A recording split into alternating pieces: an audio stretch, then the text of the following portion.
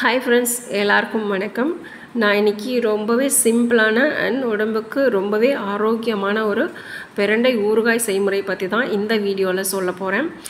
அந்த ப்ரிப்பரேஷனுக்கு முன்னாடி இந்த வீடியோ ஸ்பான்சர்ட் பை பைமோட் ஆப். இந்த ஆப்பில் வந்து பார்த்திங்கன்னா நம்ம வீட்டில் ரெகுலராக யூஸ் பண்ணக்கூடிய எல்லா விதமான பொருட்களையும் நம்ம வாங்கிக்கலாம். குறிப்பாக வந்துட்டு kitchen items, kitchen essentials, ready to cookware, bakery items, snacks, health care, oral care, dental care, beauty care and puja items, இந்த மாதிரி எல்லா விதமான பொருட்களுமே இந்த சைட்டில் கிடைக்கும். இதுதான் சைட்டோட லிங்க் டிஸ்கிரிப்ஷனில் கொடுத்துருக்கோம். முக்கியமாக நீங்கள் அதர் சைட்டை கம்பேர் பண்ணி இதில் நீங்கள் பொருட்களை வாங்கிக்கலாம். ஓகே, இப்போது பிரண்டை ஊறுகாய்க்கு தேவையான அளவுக்கு நம்மளுக்கு பிரண்டையை எடுத்து அது சைடில் நார்லாம் வரும், அதை கட் பண்ணும்போதே அதை உரித்து எடுத்துகிட்டு நல்லா அலசி வச்சுக்கணும். அதை உரிக்கும் போது வந்து பார்த்திங்கன்னா கையில் லைட்டாக ஆயில் அப்ளை பண்ணிக்கோங்க. ஒரு சிலருக்கு ஒத்துக்காது, அரிக்கும். அதை வந்து அலசி எடுத்து வச்சுட்டு இதுக்கு தேவையான அளவுக்கு இஞ்சி ஒரு 250 கிராம் வந்துட்டு பிரண்டை அப்படின்னாக்கா ஒரு 50 கிராமுக்கும் கம்மியாக வந்து இஞ்சி ஆட் பண்ணிக்கலாம்.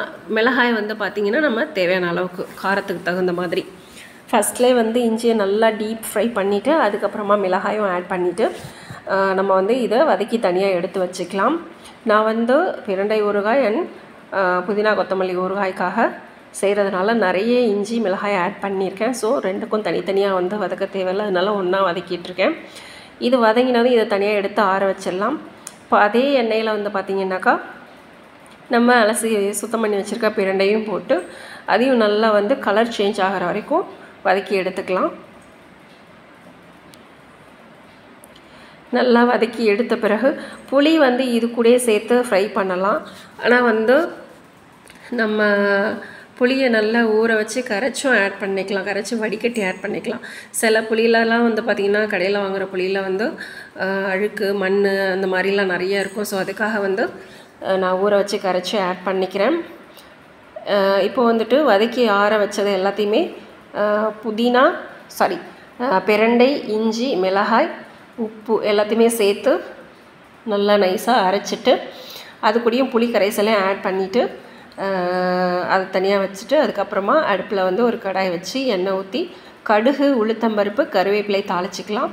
தாளிச்சிட்டு நம்ம அரைச்ச கலவையை சேர்த்து தண்ணி ஊற்றாமல் அரைச்சிக்கணும். அரைச்சி இது மாதிரி தாளித்து எண்ணெய் பிரிஞ்சு வர வரைக்கும் நல்லா வந்து வதக்கிக்கணும். இது வந்து கொஞ்சம் அரிப்புத்தன்மையும் நம்ம இஞ்சி மிளகாயெல்லாம் ஆட் பண்ணியிருக்கிறதுனால கொஞ்சம் எரிப்புத்தன்மையாகவும் இருக்கும். ஸோ அதுக்காக வந்து பார்த்திங்கன்னா ஒரு டீஸ்பூன் அளவுக்கு நம்ம இது நாட்டு சர்க்கரை ஆட் பண்ணிக்கலாம். அப்போ வந்து அதோடய டேஸ்ட் வந்து ரொம்பவே சூப்பராக இருக்கும். இந்த அளவுக்கு எண்ணெய் பிரிஞ்சு வர அளவுக்கு நல்லா வதக்கி எடுத்து வச்சிட்டோன்னாக்கா ஒரு 1 மந்த் அளவுக்கு இந்த ஊறுகாய் கெட்டு போகாது. பிரண்டை துவையல் வேறு, பிரண்டை ஊறுகாய் வேறு. அவ்வளோதான் ஃப்ரெண்ட்ஸ், ரொம்பவே சிம்பிளான பிரண்டை ஊறுகாய் செய்முறை பற்றி பார்த்தாச்சு. இந்த வீடியோ உங்களுக்கு பிடிச்சதுன்னா லைக் பண்ணுங்கள், சப்ஸ்கிரைப் பண்ணுங்கள் அண்ட் ஷேர் பண்ணுங்கள். தேங்க்யூ.